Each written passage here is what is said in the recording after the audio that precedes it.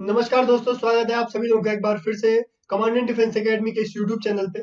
मैं हूं अंशुल त्रिपाठी और आप सभी लोगों का वीकली करंट अफेयर्स की कंपाइलेशन वीडियो में एक बार फिर से स्वागत करता हूं। उम्मीद करता हूं आप सभी लोग बहुत अच्छे होंगे, मन लगा के अपनी पढ़ाई को कर रहे होंगे और अपने स्वास्थ्य का बहुत बेहतरीन ध्यान रखे हुए होंगे। तो आज हमारे पास डेट है कितनी,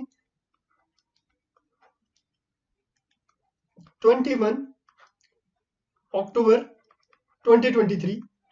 और जो हमारा ये पिछला वीक गया उसमें जितने भी इंपॉर्टेंट करंट अफेयर्स थे उससे रिलेटेड कुछ क्वेश्चन फॉर्मेट में हम आप लोगों के लिए करंट अफेयर्स लेके आए हैं। तो हम शुरू करेंगे, लेकिन शुरू करने से पहले अगर आप सभी लोग हमारी एकेडमी के साथ जुड़ना चाहते हैं, कमांडेंट डिफेंस एकेडमी के साथ जुड़ना चाहते हैं, तो आप हमारे यूट्यूब चैनल को सब्सक्राइब कर सकते हैं। हम आप लोगों के लिए कुछ कुछ टाइम छोड़ के अच्छी अच्छी वीडियोस, अर्थात जो आपके एग्जाम में सीधा क्वेश्चन बनाती है, को रिलेट करते हैं, इंटरेस्टिंग वे में लेके आते हैं। तो आप सभी लोगों को हमारे यूट्यूब चैनल को ज्वाइन करना है। अगर आप लोग ऑफलाइन इंक्वायरी करना चाहते हैं तो इन नंबर्स पे आप अपनी इंक्वायरी कर सकते हैं और पीडीएफ टेलीग्राम चैनल पे अपलोड हो जाती है जिसका नाम है कमांडेंट डिफेंस एकेडमी। ठीक है, तो शुरू करते हैं। आज के इम्पोर्टेंट आज के क्वेश्चन जो है बहुत ज्यादा इंपॉर्टेंट है। ठीक, इंपॉर्टेंट इसलिए है क्योंकि ये साइंस टेक से भी रिलेट करते हैं, सीधा बायोलॉजी वाले सेक्शन से भी क्या करते हैं, रिलेट करते हैं। और इजी नहीं, कॉन्सेप्ट बेस्ड क्वेश्चन है और बहुत टफ क्वेश्चन है। ठीक, तो आज के क्वेश्चन काफी ज्यादा टफ है, तो आप लोगों को ध्यान रखना है, ध्यान देना है और अपने स्तर से भी इनको क्या करना है, एनालिसिस करना है। ठीक है, तो which of the following statement regarding Niemann Pick disease are correct. इनमें से कौन सा स्टेटमेंट है जो नाइमन पिक डिजीज है इसके लिए क्या है, सही है। ठीक है, तो नाइमन पिक एक डिजीज का नाम है। रिसेंटली आपने द हिंदू का अगर आपने आर्टिकल पढ़ा होगा तो उसके साइंस एंड टेक जो संडे के दिन क्या आता है, न्यूज़पेपर आता है, उसमें साइंस वाला पेज आता है, तो उसमें आर्टिकल था। ठीक, तो उस आर्टिकल से रिलेटेड ये क्वेश्चन बनाया गया है। ठीक, तो Niemann Pick disease is a rare genetic disorder. ठीक है, यहीं पे कैच है, यही पकड़ना है आप लोगों को। क्या है, रेयर जेनेटिक डिसऑर्डर। क्योंकि ये जो बड़ी बड़ी चीजें हैं इससे अगर आप बायोलॉजिकल बैकग्राउंड से नहीं हो तो इन चीजों से आप लोगों के लिए ये क्वेश्चन पकड़ना क्या हो जाएगा, टफ हो जाएगा। भले ही आप लोगों को आइडिया सब चीज का होना चाहिए, लेकिन देखो मेटाबॉलिज्म, ये सब चीजें डाई फंक्शनल, ये सब चीजें क्या है, ये बेसिक जो जिनकी टर्मिनोलॉजीज बायोलॉजी में क्लियर होती है वो ज्यादा आसानी से बता सकते हैं।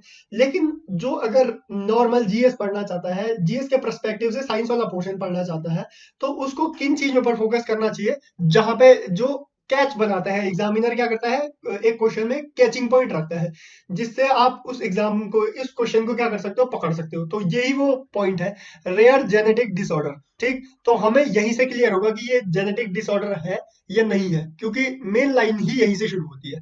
ठीक, तो क्या है, कैटेगराइज बाय एक्यूमुलेशन ऑफ, ये सब कुछ है, lymphosis with cells with result of dysfunctional metabolism and sphingolipids. ठीक है, स्पाइंगोलिपिड्स। ठीक, तो ये सब चीज है, पहला ये ऑप्शन है आप लोगों के पास, लेकिन आपको हाईलाइट क्या करना है, जेनेटिक डिसऑर्डर। ठीक, अगर आपने आर्टिकल पढ़ा होगा तो आप लोगों को पता होगा कि जेनेटिक डिसऑर्डर है, तो ये पहला स्टेटमेंट क्या है, सही है, क्योंकि एक जेनेटिक डिसऑर्डर है। ठीक, दूसरे स्टेटमेंट को देखते हैं। There is no specific treatment known as Niemann Pick type A and type B. ठीक, तो बेसिकली ये तीन टाइप के होते हैं, टाइप ए, टाइप बी और टाइप सी। ठीक, जैसे आप लोगों ने काफी ज्यादा जैसे आप लोगों ने थायराइड देखा होगा, टाइप ए, टाइप बी, तो अलग अलग तरीके से क्या किया है, अलग अलग सिम्टम्स वाइज क्या किया है, इनको कैटेगराइज किया गया है, या फिर अलग अलग कॉज वाइज क्या गया है, इन्हें कैटेगराइज किया हुआ है। ठीक, तो इसको कितने में किया हुआ है, तीन में किया हुआ है, ए बी सी। ठीक है, तो however the focus of managing symptoms to improve the quality of life for affect individuals. ठीक है, समझ गए हम, ये specific, there is no specific treatment known for this disease. ठीक है, इसका कोई स्पेसिफिक ट्रीटमेंट नहीं है। अगर आपने आर्टिकल पढ़ा होगा तो फिर ये कैचिंग पॉइंट। ठीक, तो इसका कोई स्पेसिफिक ट्रीटमेंट नहीं है, यही आप लोगों को क्लियर हो जाएगा। ठीक, तो सही बात है, इसका कोई ट्रीटमेंट नहीं है, तो आंसर शुड बी सी। दोनों जो हमारे पास ऑप्शन है क्या है, वो सही है। अब थोड़ा हम इसके बारे में डिटेल देखेंगे, कुछ चीजें हैं जो आप लोगों को आइडिया होनी चाहिए। ठीक, अब देखो, जैसे मैंने आप लोगों को बताया कि अगर आप लोग न्यूज़पेपर पढ़ते हैं, जैसे आप द हिंदू का एनालिसिस पढ़ो, इंडियन एक्सप्रेस का एनालिसिस पढ़ो, तो आप लोगों को पता चल जाएगा कि ये डायरेक्ट स्टेटमेंट किससे उठा रखा है, ठीक, हिंदू पेपर से उठा रखा है। तो यहाँ से इन्होंने ये पेपर से उठा रखा है। Niemann Pick disease is a rare genetic disorder characterized by the accumulation of, same चीज है जो आपको ऑप्शन में लिखा हुआ था, वही चीज है। तो मैंने आप लोगों को बताया कि किस चीज से पकड़ना था आपको, कि रेयर जेनेटिक डिसऑर्डर है। ठीक, दूसरा क्या है, दूसरा the disease encompassed 3 primary recognisation form, ठीक है। मैंने आप लोगों को बताया 3 टाइप की होती है। इनिशियली 3 तरीके से रिकॉग्नाइज की जाती है, टाइप ए, टाइप बी और टाइप सी, ठीक। तो अफेक्टेड एरियाज किन किन चीजों को अफेक्ट करती है? ब्रेन को करती है, नर्व्स को करती है, लीवर को करती है, स्लीप को करती है, बोन मैरो को करती है, और किस किस चीज को करती है, और कभी कभी सेवरल केसेस में किसको, लंग्स को भी करती है। यहाँ से भी क्वेश्चन बना सकते हैं कि ये जो डिजीज है नाइमन ये किन किन पोर्शन को क्या करती है, कवर करती है। या फिर स्टेटमेंट ऐसा बना सकती है कि ये लंग्स को क्या, क्योंकि यहाँ इन्होंने सेवरल केसेस दिया हुआ है, सीवियर केस, मतलब जब ये काफी ऊपर की स्टेज में पहुंच जाती है तो लंग्स तक भी क्या करती है, फैल जाती है। तो यहाँ से स्टेटमेंट बना सकते हैं, क्योंकि इन्होंने एक अलग वर्ड यहाँ ऐड कर दिया कि सीवियर केसेस में क्या, लंग्स को भी क्या करती है, इफेक्ट करती है। तो यहाँ से भी स्टेटमेंट बन सकता है, ठीक है। ये भी आप लोग समझ गए। सिम्टम्स क्या क्या है, इसके सिम्टम्स क्या है? नर्व सिस्टम से रिलेटेड, ब्रेन फंक्शनिंग से रिलेटेड सिम्टम्स आते हैं इसमें, ठीक है। और अलग अलग वेरियस ऑर्गन्स, अलग अलग ऑर्गन से रिलेटेड क्या आते हैं इसमें, सिम्टम्स आते हैं, ठीक। अब मेनली किस एज में ये बीमारी पकड़ती है, या फिर मेनली किस एज ग्रुप को ये बीमारी होती है? तो देख लो मेनली किस में होती है ये, एनी एज, पहले तो किसी भी एज में हो सकती है, साथ साथ लेकिन मेनली किसको होती है, बच्चों को होती है, चिल्ड्रंस को होती है, ठीक। बेसिकली बच्चा किनको माना जाता है, 14 से नीचे। और मतलब आप रिड्यूसिंग ऑर्डर में लगा सकते हैं कि 14 से नीचे, फिर 18 से नीचे, फिर 22 से नीचे, इस तरीके से आप अरेंज कर सकते हैं, ठीक है। अब कॉज देखेंगे हम क्या क्या कारण है जी। ये देखो हमने क्या बोला स्टार्टिंग में, हमने ये क्या है, जेनेटिक डिसऑर्डर है, ठीक। अब जेनेटिक डिसऑर्डर है तो सीधी सीधी बात, ये प्रेगनेंसी के टाइम क्या हो सकती है, माता या पिता, ठीक, किसी से भी फैल सकती है। और अगर प्रेगनेंसी के टाइम पे माता को ये डिजीज है, ये बीमारी है, तो 25% चांस होता है कि क्या, उसका जो चाइल्ड होगा उनको भी क्या हो, ये 25% चांस होता है कि क्या ये बीमारी होगी ही होगी, ठीक। और ये इसके अलग अलग से सिम्टम्स है, मतलब अलग अलग बॉडी ऑर्गन के हिसाब से सिम्टम्स है। देखो लो ब्लड प्लेटलेट्स, ये भी हो सकती है, ठीक। काफी सारे ऐसे एग्जाम्पल्स हैं, काफी ज्यादा ऐसे ऑर्गन्स हैं जहां पे क्या हो सकती है, ये डिजीज क्या करती है, एक्टिवली बढ़ सकती है। और किस एज ग्रुप में होती है, ये बेसिकली बच्चों, वैसे तो किसी भी एज ग्रुप में हो सकती है, लेकिन बच्चों में ज्यादातर देखी जाती है, ठीक है। और रेयरली होती है ये, ठीक। तो आप लोग समझ गए साइंस टेक वाला जो पेज है वो कितना इंपॉर्टेंट है। हम सिर्फ बिजनेस वाला पढ़ के छोड़ देते हैं, हम सिर्फ पॉलिटिकल, हम या फिर सिर्फ एडिटोरियल पढ़ के छोड़ देते हैं, नहीं, ये इंपॉर्टेंट है। साइंस टेक संडे वाला पेपर भी क्या होता है, इंपॉर्टेंट होता है, ठीक है। तो नेक्स्ट क्वेश्चन है हमारे पास, which of the following countries does not bordered Mediterranean क्या सी, इनमें से कौन सा कंट्री क्या मेडिटेरियन सी से बॉर्डर कनेक्ट नहीं करते हैं? अब ये क्वेश्चन आ गया है, आप लोगों को पता होगा ये क्वेश्चन बनने का रीजन क्या है। हमने रिसेंटली एक सीरीज कवर की है, हम रिसेंटली वो वीडियोस डाल रहे हैं आप लोगों के लिए, इसराइल और पैलेस्टीन का जो चल रहा है वॉर कंडीशन, तो उससे रिलेटेड ये geography based question, map based question क्या हिट हो गया, ठीक है। अब इसको सॉल्व कैसे करेंगे, हमारे पास एक ही तरीका है इसको सॉल्व करने का, क्या, मैप स्टडी। अब देखो हमारे पास मेडिटेरियन सी कौन सा है, ये वाला है मेडिटेरियन सी, ठीक है। अब कौन कौन से कंट्रीज हमारे पास ऑप्शन में है, अल्जीरिया, देखो अल्जीरिया भी लगता है, बॉर्डर लगाता है, लीबिया भी बॉर्डर लगाता है, इजिप्ट का भी बॉर्डर लगता है, लेकिन इजिप्ट हमारे पास क्या, हमारे पास ऑप्शन में है, नहीं है। और मोरक्को भी लगाता है, ठीक है, तो वो भी हमारे पास ऑप्शन में है, वो भी हमारे पास ऑप्शन में है, ठीक है। मोरक्को, अल्जीरिया और लीबिया हमारे पास क्या है, ऑप्शन में है।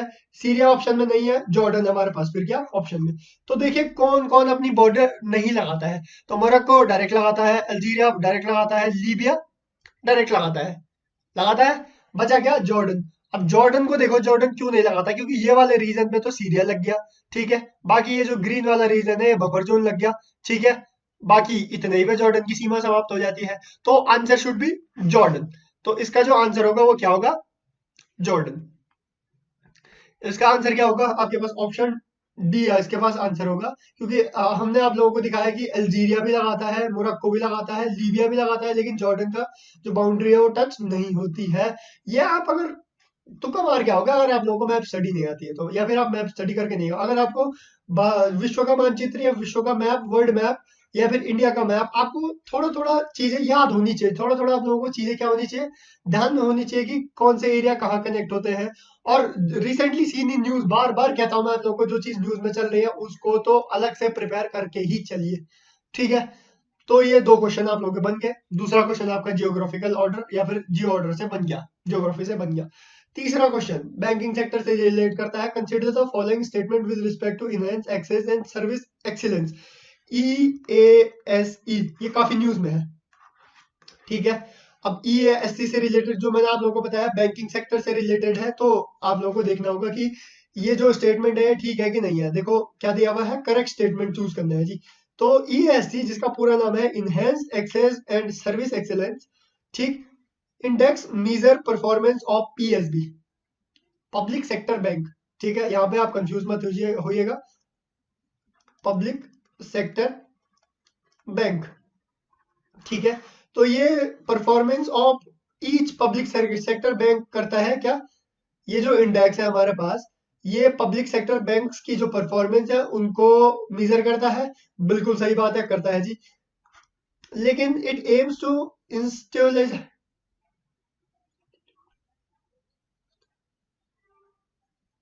It aims at institutionalization, clean and smart banking, ठीक है, बिल्कुल सही है, ठीक। हर चीज एज ए इंस्टीट्यूशन, मतलब बैंकिंग इंस्टीट्यूशन अलग, फाइनेंशियल इंटरमीडिएटरीज अलग, नॉन फाइनेंशियल इंटरमीडिएटरीज अलग, अलग अलग इंस्टीट्यूशन, और कैसे क्लीन और क्लीन एंड स्मार्ट बैंकिंग, इन चीजों को क्या करता है, ये क्या करता है, एम करता है, ठीक, बिल्कुल सही है। तो ये दूसरा आंसर भी क्या है आपके पास, ठीक है, दूसरा स्टेटमेंट भी सही है, तो इसका आंसर शुड बी सी। देखते हैं इसका आंसर क्या है, आंसर है हमारे पास सी, ठीक है हमारे पास। अब थोड़ा देखते हैं कि ये कब शुरू हुआ, कैसे शुरू हुआ, क्या चीज है। फर्स्ट लॉन्च इन जनवरी 2018, ठीक है।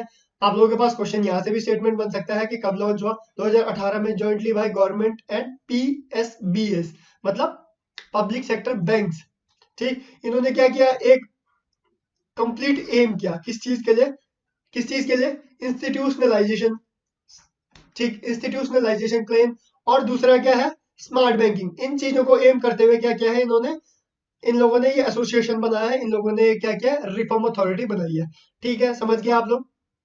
साथ ही साथ EASE is based on recommendation made at the PSB मंथन हेल्ड इन नवंबर 2017, ठीक है। किस पे बेस है ये, recommendation made at the PSB मंथन हेल्ड कब हुआ था, नवंबर 2017 में, ठीक है। Simple, EASE reform index, the index major performance of each PSB on 120 plus objective matrix, मतलब 120 से ऊपर क्या है, ऑब्जेक्टिव्स है इसके, क्राइटेरिया है इसके, जिस पर क्या करता है ये PSBs को क्या करता है, अलग अलग चीजों पे, अलग अलग चीजों पे इनकी क्या करता है, परफॉर्मेंस डिसाइड करता है, ठीक है, समझ गए आप लोग, ठीक। PSB have done well and come out of prompt collective action, PAC, ठीक है, सेम चीज है। तो ये आप लोगों के लिए क्या था, इंपॉर्टेंट था इस पोर्शन से, EASE, ठीक है, इनहेंस एक्सेस सर्विस एक्सेलेंस। कभी कभी एग्जाम में क्या होता है, ये आपको फुल फॉर्म दे देगा, ये आपको दे देगा, क्योंकि आप लोगों को कंटेक्स्ट पता होना चाहिए कि किससे रिलेटेड है, तो ये आप लोगों को EASE करके दे देगा, जिसको आइडिया नहीं होगा उसको घूम जाएगा, उसको पता ही नहीं चलेगा कि क्या है। करंट अफेयर्स के क्वेश्चन बहुत टाइट होते हैं, बहुत टाइट।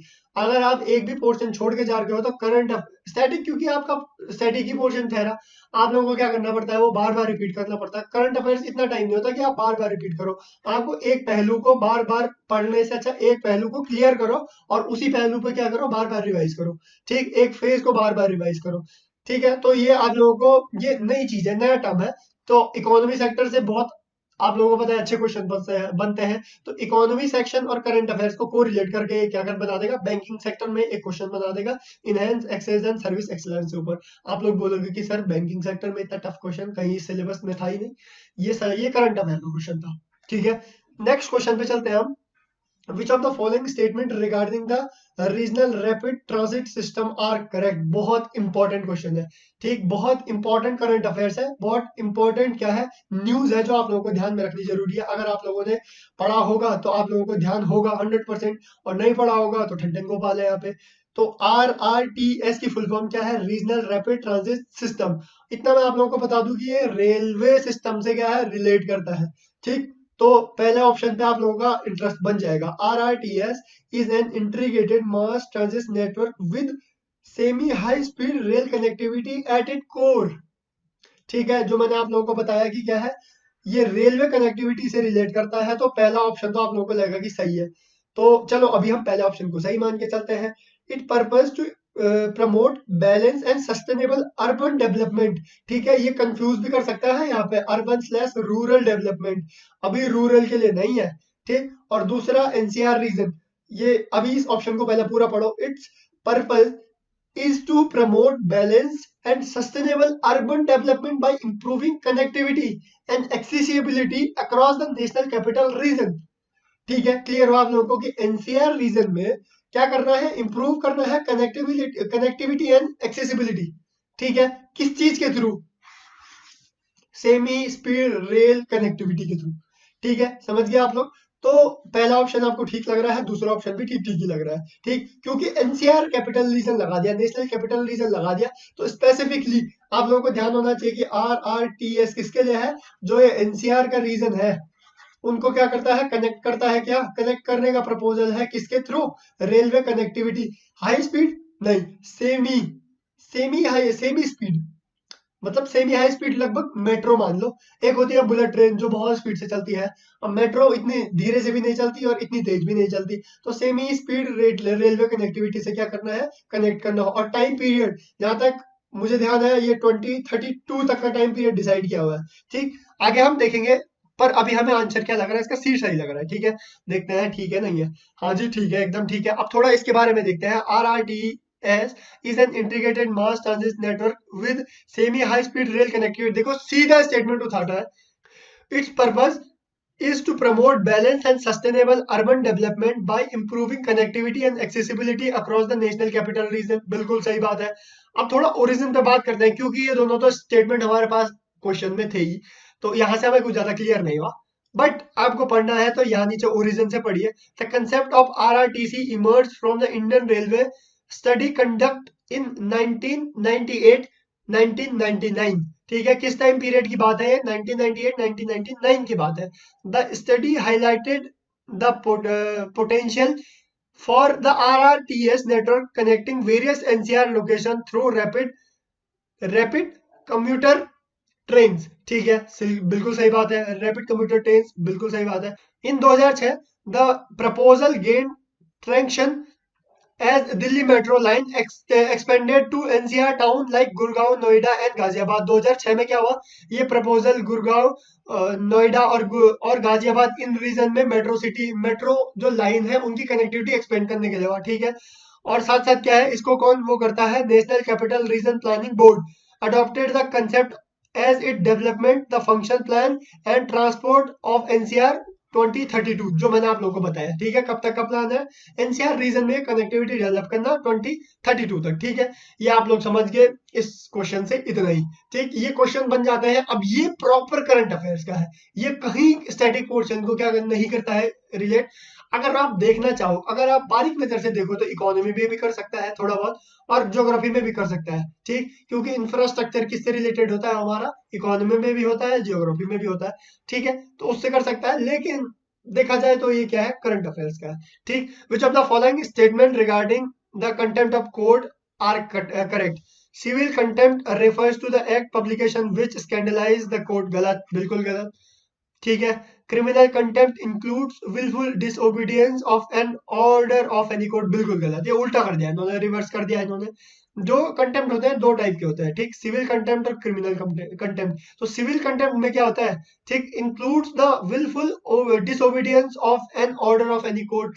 ठीक, सिविल में ये होता है, और क्रिमिनल में क्या होता है, रेफर्स। क्रिमिनल में काफी ज्यादा चीजें हैं, तो इनमें से कौन सा सही है, तो कोई सही नहीं है, तो डी की तरफ जाएंगे हम। आंसर देखते हैं क्या है, बिल्कुल सही है हमारा डी। देखो, contempt of court act 1971 defines contempt of court as civil contempt and criminal contempt, जो दो मैंने आप लोगों को बताया। अब सिविल कंटेम्प्ट जो मैंने आप लोगों को बताया, disobedience of an order of any court, किसी भी कोर्ट का आदेश नहीं मानना, सिंपल। और क्रिमिनल कंटेंट क्या होता है कि एक्ट और publication which scandalize the court or prejudice the judicial proceeding or interfere in the administration of justice in any other manner। ठीक है, समझ गया हम, बिल्कुल। अब कौन सा आर्टिकल है, आर्टिकल 129। ठीक है, सुप्रीम कोर्ट को यह पावर देता है कि अगर कोई कोर्ट की वो नहीं करता है, क्या कोर्ट की अवमानना करता है, कंटेम्प्ट ऑफ कोर्ट को वही कहते हैं कि न्यायालय की क्या अवमानना करता है कोई, तो उसको क्या कर सकते हैं, सजा सुना सकते हैं सुप्रीम कोर्ट और कोई भी कोर्ट। ठीक है, लेकिन 129 में क्या है, सुप्रीम कोर्ट शैल बी। ठीक है, सुप्रीम कोर्ट के लिए है। ठीक, वैसे कोई भी कोर्ट सुना सकता है। तो आप लोग समझ गए ये क्वेश्चन भी, ये पॉलिटी सेक्शन से रिलेट करता है। Which of the following statement is are correct with respect to partnership for global infrastructure and investment. बहुत इंपॉर्टेंट क्वेश्चन है, बहुत अच्छा क्वेश्चन है और बहुत टफ क्वेश्चन है भाई, क्योंकि आप लोगों को इससे रिलेटेड 2-3 कॉन्सेप्ट आप लोगों को ध्यान में होने चाहिए। एक होना चाहिए आपको बॉर्डर रोड इनिशिएटिव, चाइना वाले काम, सिल्क रूट वाला सिस्टम, ठीक है, और इसको काउंटर करने के लिए क्या क्या चीजें कर रहे हैं। और चाइना से जो ये बॉर्डर रोड इनिशिएटिव है, ये बहुत रिस्की जोन माना जाता है, क्योंकि ये ट्रेड के लिए इसने बनाया है बेसिकली, ठीक, और भारत इसका पार्ट नहीं है, ध्यान रखिएगा, ठीक। बेसिकली अब आप लोगों को डिटेल में बताता हूँ मैं कि बॉर्डर रोड इनिशिएटिव क्या है और इसको काउंटर करने के लिए ये प्रोग्राम बनाया। बॉर्डर रोड इनिशिएटिव मतलब कुछ कंट्रीज को ज्वाइन करने के लिए, क्यों, ट्रेड रूट बनाने के लिए क्या किया गया है। बॉर्डर रोड इनिशिएटिव का क्या किया गया, चाइना ने ये प्रपोजल किया, ठीक, गया ये। अब ये क्योंकि ये जो बॉर्डर रोड इनिशिएटिव है काफी कंट्रीज को टच करते हुए जाता है, और क्या है, कोई भी यहाँ पे क्या कर सकता है, इस ट्रेड को क्या कर सकता है, बाधा पहुंचा सकता है, खराब कर सकता है। तो इस वजह से चाइना डरा हुआ रहता है। चाइना क्या करता है, इसको सिक्योर करने के लिए अब क्या कर रहा है, पाकिस्तान और पीओके, पाक अधिकृत कश्मीर, पाक ऑक्यूपाइड कश्मीर से होते हुए क्या कर रहा है, पोर्ट बना रहा है। पोर्ट बना रहा है कहाँ, पाकिस्तान में, और रास्ता बना रहा है ताकि क्या कर सके, अपने ट्रेड को सिक्योर कर सके, ठीक है, ठीक। तो ग्वादर पोर्ट कहाँ है, पाकिस्तान में है, ठीक। कौन डेवलप कर रहा है, चाइना डेवलप कर रहा है, ठीक है, समझ गया हम। अब इसको काउंटर करने के लिए क्या है, the PGII is being seen as the G7 countries to China's multi trillion dollar belt and road initiative to build connectivity infrastructure and trade project in Asia, Europe, Africa and Latin America. बिल्कुल सही बात है ये, ठीक है, G7 countries का है ये, ठीक। तो काउंटर टू चाइना मतलब चाइना को काउंटर करने के लिए क्या है, चाइना ने तो बेल्ट रोड इनिशिएटिव बनाया है, तो इसको काउंटर करने के लिए क्या, ये जो G7 कंट्रीज है उन्होंने क्या किया है, प्रोजेक्ट शुरू किया Asia, Europe, Africa and Latin America में, क्या क्या किया है, पीजीआईआई, जिसका मतलब, जिसका नाम क्या, partnership for global infrastructure and investment, ठीक है। पहला वाला तो ठीक है, और जनरली ये जो दूसरी वाली वो है स्टेटमेंट बेस है, जनरली ज्यादा सही होता है ये। The US, among with G7 partners in 2021, announced the launch of Build Back Better word B3W with the aim of narrowing the $40 trillion infrastructure gap in developing world। बिल्कुल सही है, ठीक है। तो इस क्वेश्चन का आंसर क्या होगा, क्या है, फाइंड द गिवन कोड, ठीक। तो इन कोड्स में से देखना है सही क्या है, तो दोनों सही है, तो option C should be right. तो देखते हैं क्या है, ठीक है, बिल्कुल सही है। अब इसके बारे में देखते हैं थोड़ा। PGII is being scene, same जो हमने क्वेश्चन में देखा वो सेम उठा रखा है, वही सेम स्टेटमेंट उठाया हुआ है।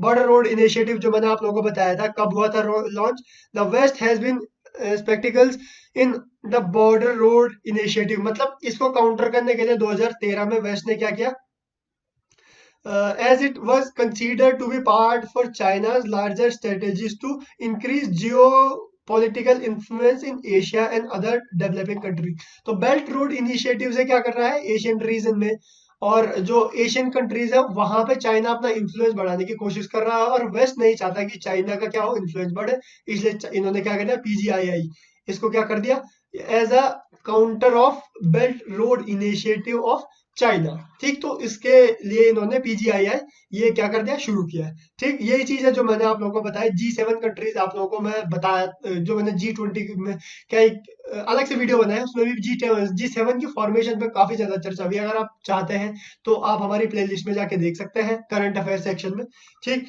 तो बाकी इससे रिलेटेड, बेल्ट रोड इनिशिएटिव से रिलेटेड यही डिटेल है। नेक्स्ट क्वेश्चन पे चलते हैं हम। Which of the following are considered as the neglected tropical disease. अब नेग्लेक्टेड ट्रॉपिकल डिजीज क्या होती है, देखिए, कुछ डिजीज जो होती है वो जो हमें आए दिन लोगों में देखने के लिए, ह्यूमन में देखने के लिए मिलती है, लेकिन कुछ स्पेसिफिक बीमारियों की वजह से उनको क्या, उन पे ज्यादा ध्यान नहीं दिया जाता और वो दबके रह जाती है, लेकिन उनका इम्पैक्ट ह्यूमैनिटी पे, सोसाइटी पे बहुत ज्यादा होता है, ठीक। तो इनमें से कौन सी, आप लोग समझ जाओगे कौन सी है और कौन सी नहीं है।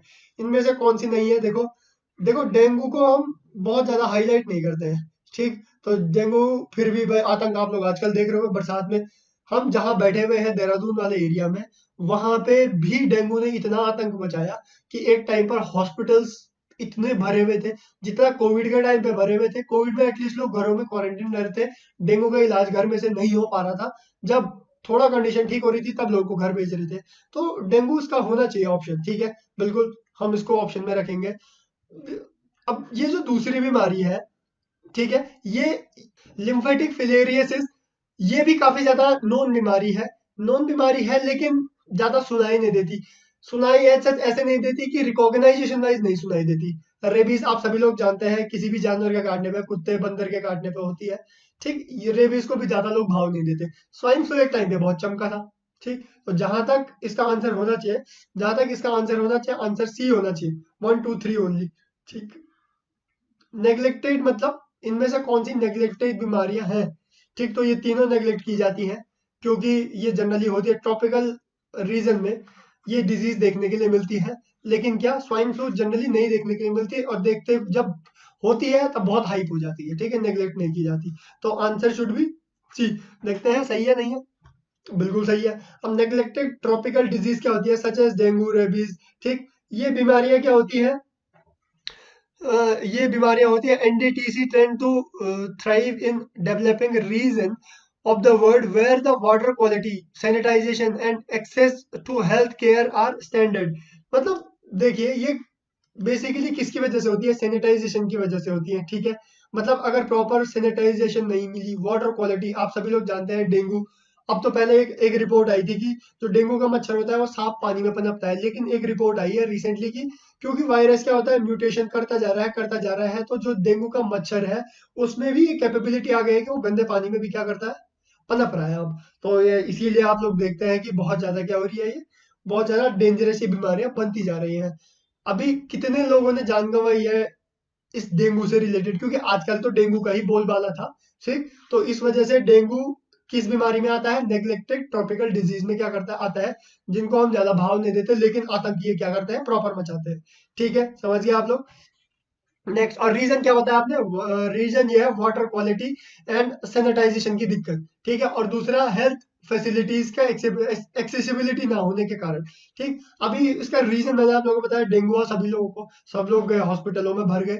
अब हॉस्पिटल्स में भर गए तो हॉस्पिटल्स में क्या होता है, हॉस्पिटल्स में बेड अलॉट नहीं हो पाते, क्योंकि उनकी भी एक लिमिट है, एक लिमिट तक ही वो काम कर सकते हैं, और उस लिमिट्स को क्रॉस कर दिया अगर, तो फिर वो भी क्या अस्त व्यस्त हो जाते हैं। तो इसीलिए इनको क्या किया जाता है, नेग्लेक्टेड ट्रॉपिकल डिजीज में ऐड किया जाता है। ठीक है, नेक्स्ट है हमारे पास regarding the money bill, which of the following statement is not correct. ठीक है, a bill shall be demanded to be a money bill if it contains only provision relating to the imposition, abolition, remission, alteration of regular of any tax। ठीक है, बात सही सी नहीं लगी हमें। ठीक है, a money bill has provision for custody of the consolidated fund of India और the contingency fund of India. ठीक है, ठीक है, ठीक है, ठीक है, बट अभी इसको लिस्ट में रखेंगे। अ money bill is concern with the appropriation of money out of contingency fund of India. ठीक है, कंसोलिडेट फंड किसे कहते हैं? कंसोलिडेटेड फंड मतलब जहां से उच्च न्यायालय की संचित निधि जिसे कहते हैं, भारत सरकार की संचित निधि, जब सब कुछ बजट वाला पोर्शन अलग होता है लेकिन कुछ पोर्शन अलग से रखा जाता है। ठीक, जैसे कुछ सैलरीज है वो कभी नहीं रुकनी चाहिए, जैसे राष्ट्रपति की सैलरी है, उपराष्ट्रपति जी की सैलरी है, प्रधानमंत्री जी की सैलरी है, और साथ साथ क्या, साथ साथ जैसे सुप्रीम कोर्ट के जजेस हैं उनकी सैलरी है, तो ये कंसोलिडेटेड फंड से क्या की जाती है, निकाली जाती है। ठीक, अ money bill is concern with the appropriation of money out of the contingency fund of India. ठीक है, ये ऑप्शन ठीक लग रहा है, ऑप्शन सी। और डी है, a money bill deals with the regulation of borrowing of money और giving of the guarantee by the government of India. नहीं जी, नहीं जी, नहीं, तो ऑप्शन सी सही लग रहा है इसका भी। ठीक है, देखते हैं क्या है। हाँ जी, सही है, ऑप्शन सी ही सही है। नेक्स्ट क्वेश्चन पे चलते हैं। There is a parliamentary system of government in India because of. Parliamentary system of India क्या होता है? Lok Sabha is elected directly by the people, इसको पार्लियामेंट्री फॉर्म कहते हैं क्या? और दो टाइप की होती है, पार्लियामेंट्री फॉर्म और presidential form of government. Presidential form of government कहाँ है? यूएसए में है। ठीक है, हमारे पास पार्लियामेंट्री फॉर्म ऑफ गवर्नमेंट है, लेकिन क्या रीजन है कि हम पार्लियामेंट्री फॉर्म ऑफ गवर्नमेंट बोल रहे हैं? Parliament can amend the constitution, article 368, आप लोगों को ध्यान होगा। Rajya Sabha can not be dissolve. तीसरा, चलो रीजनेबल बनाया, council of minister is responsible to Lok Sabha. तो आंसर क्या होना चाहिए इसका? आंसर क्या होना चाहिए? Lok Sabha is elected directly by people, ठीक है, होती है, अच्छी बात है, लेकिन इससे इससे ये पता थोड़ा चलता है कि पार्लियामेंट्री फॉर्म है, हमारे सदनात्मक व्यवस्था है, ठीक। Parliament can amend the constitution, वो तो अमेंडमेंट पावर दिखाएगा, ठीक। राज्यसभा के ये रेलेवेंसी नहीं लग रहा है। Council of minister is responsible to Lok Sabha, जो काउंसिल ऑफ मिनिस्टर्स होते हैं, ठीक है, मतलब एमपीज होते हैं, ठीक, काउंसिल ऑफ मिनिस्टर होते हैं, जो मंत्री होते हैं, जो मंत्री परिषद बनाई जाती है, वो किसके लिए रिस्पॉन्सिबल होते हैं? लोकसभा के लिए रिस्पॉन्सिबल होते हैं, ठीक। समझ गए आप लोग? आप लोगों को पता है कि एमपीज बनते हैं, और एमपीज क्या करते हैं? जो बहुमत दल का नेता होता है, वो प्रधानमंत्री चुना जाता है, जैसे मोदी जी, और उन्होंने अपनी काउंसिल ऑफ मिनिस्टर प्रेसिडेंट जी को भेजी और कहा कि इन पे सिग्नेचर कर दो कि ये मेरे क्या है, फलाना फलाना नेता है, ठीक। और वो जो काउंसिल ऑफ मिनिस्टर है उसको अलाउ किया प्रेसिडेंट जी ने, लेकिन वो रिस्पॉन्सिबल किसके लिए होती है? लोकसभा के लिए होती है, ठीक है। तो ये चीज बताती है क्या? ऑप्शन डी होना चाहिए इसका आंसर, कि हमारे पास पार्लियामेंट्री फॉर्म ऑफ गवर्नमेंट है, ठीक है। In a parliamentary system the executive and legislature is independent, interdependent. The legislature control the executive, and in turn is controlled by the executive, ठीक है। In India the council of minister is collectively responsible to the parliament in general and to the Lok Sabha in particular। समझ गए आप? legislature control the executive, this is the bedrock principle of parliament, ठीक है। Parliamentary form of government, अगर bedrock principal भी पूछ लिया ना तो ये भी इंपॉर्टेंट है, आप लोगों को ध्यान होना चाहिए। तो ये है, ये पार्लियामेंट्री फॉर्म ऑफ गवर्नमेंट मतलब जो हमारे काउंसिल ऑफ मिनिस्टर है, जो सारे मंत्री हैं, वो किसके लिए? लोकसभा के लिए जिम्मेदार होंगे, लोकसभा के लिए रिस्पॉन्सिबल होंगे, ठीक है। अब लास्ट है सबसे इंपॉर्टेंट क्वेश्चन, क्योंकि नीति आयोग से रिलेटेड एक आर्टिकल आया तो ये क्वेश्चन बन गया, ठीक। और बहुत ऐसा तुच्छ सा क्वेश्चन है, आप लोगों को इतना टेंशन लेने की बात नहीं है। The government of India has stabilize NITI Aayog to replace the, अब नीति आयोग को रिप्लेस करके क्या, नीति आयोग आया किसे रिप्लेस करके, किसको रिप्लेस किया नीति आयोग ने? है, पहले क्या चल रहे थे? प्लानिंग कमीशन चल रहे थे ना, और प्लानिंग कमीशन चल रहे थे, पंचवर्षीय योजना कहते हैं जिसको, और उसकी जगह क्या आया? उसकी जगह क्या आया? नीति आयोग, ठीक है। तो सिंपल सा है, ज्यादा कोई ऐसी जोल जप्पर वाली बात नहीं है। The government replace the planning commission with the new institution name NITI Aayog, national institute of transforming India, ठीक है। National institute of transforming India was formed via resolution of the union cabinet. अच्छा, तो ये इंपॉर्टेंट है जी, यूनियन कैबिनेट के एक resolution के तहत बना है, ठीक है। एक तो कॉन्स्टिट्यूशनल बॉडी होती है, कॉन्स्टिट्यूशन में मेंशन एक एक्ट के थ्रू बनती है, उसको कहते हैं हम क्या? Statutory body. अब ये क्या बना है जी? नया तरीका, एक रेजोल्यूशन से बना है, ठीक है। और ये क्या है? ये ऐसी कौन सी अथॉरिटी है? 1 जनवरी को बनी थी 2015 में, और ये थिंक टैंक मानी जाती है, ठीक है। Think tank for government of India providing the direction and policy inputs. The PM the prime minister is the ex officio chairman of the NITI Aayog. मतलब जो भी प्राइम मिनिस्टर बनेंगे एक्स ऑफिशियो का मतलब ये होता है कि जो पीएम बनेंगे वो ऑटोमेटिकली नीति आयोग के क्या बन जाएंगे? चेयरमैन बन जाएंगे, ठीक है। ठीक, a fully time organisation setup consist of the vice chairmanship, they 3 full time members and 2 part time members from lending university of a research organization. It also consists the 4 ex officio member of union council of minister which is to be nominated by prime minister, ठीक है। तो ये crux आप लोगों को इससे related मिल गया, ये क्वेश्चन थे हमारे पास आज में, ठीक है। तो आप लोगों को ध्यान में रखना है कि कौन सा कमीशन रिप्लेस किया है? प्लानिंग कमीशन रिप्लेस किया है, और किसने किया है? नीति आयोग ने किया है, ठीक है। तो ये हमारे पास आज के करंट अफेयर्स, इस वीक के करंट अफेयर से रिलेटेड क्वेश्चंस थे। आई होप आपको ये जो क्वेश्चंस थे, ये जो क्वेश्चंस क्रक्स डिसाइड कर रहे थे, स्टैटिक पोर्शन डिसाइड कर रहे थे, वो आप लोगों को समझ में आया है। अगर आपको ऐसी और वीडियोस चाहिए तो आप हमारी एकेडमी का नाम है कमांडेंट डिफेंस एकेडमी, और यूट्यूब चैनल भी इसी नाम से है। आप इस यूट्यूब चैनल पे जुड़ सकते हैं, इसे सब्सक्राइब कर सकते हैं, इन वीडियोस को लाइक कीजिए, शेयर कीजिए, चैनल को सब्सक्राइब कीजिए। साथ साथ अगर आप ऑफलाइन हमें कैच करना चाहते हैं तो इन सोशल मीडिया पोर्टल से आप हमें कैच कर सकते हैं, इंक्वायरी करनी है तो इन नंबर्स पे कर सकते हैं। और एक बात मैं हमेशा कहता हूँ, बताता हूँ आप लोगों को, कि अगर आपको पीडीएफ चाहिए होती है तो पीडीएफ सिर्फ कमांडेंट डिफेंस एकेडमी के जो टेलीग्राम चैनल है उस पर ही अपलोड होती है, डॉक्यूमेंट वही अपलोड होता है। तो आपको इस चैनल को सब्सक्राइब करना और ये जो टेलीग्राम चैनल है उसको फॉलो करना बिल्कुल नहीं भूलना है, ठीक है। तो मिलते हैं नेक्स्ट सेशन में, तब तक के लिए धन्यवाद।